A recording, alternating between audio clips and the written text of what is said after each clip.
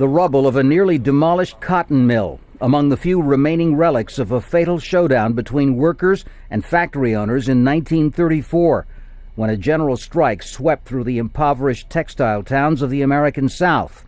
That's how big it is. James Cannon's grandfather was among 7 strikers killed and 30 wounded in the small town of Honea Path, South Carolina. The shooters came from the non-union within the plant.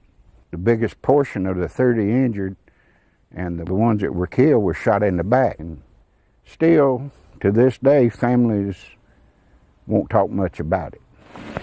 The cruel and senseless death of the strikers at Honea Path has profoundly dismayed and shocked the members of the General Strike Committee of the United Textile Workers of America. The union movement in the South never recovered from that blow.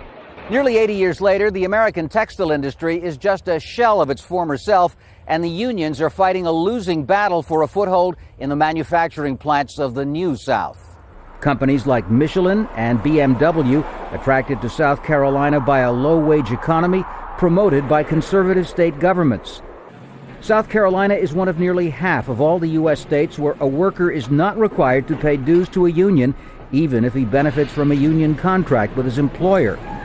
Its Republican governor, Nikki Haley, pledges to weaken the unions even more, backed by her party's presidential pick, Mitt Romney. You know the issues we've dealt with the unions. What are you going to do? And he said, we are going to make sure that we put as much pressure on the unions as we can, and we turn it back to the private sector so they're back in charge. Local union organizer Russell Bannon says the efforts to cripple trade unions contribute to South Carolina's standing as one of the poorest states in the country. It's made us competitive with the third world.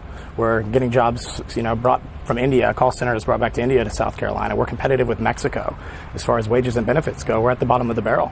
The AFL-CIO, America's National Labor Union Federation, has pledged money and manpower to help re-elect Barack Obama. But even if he wins, in places like South Carolina, labor will still be in a fight for survival. Tom Ackerman, Al Jazeera, South Carolina.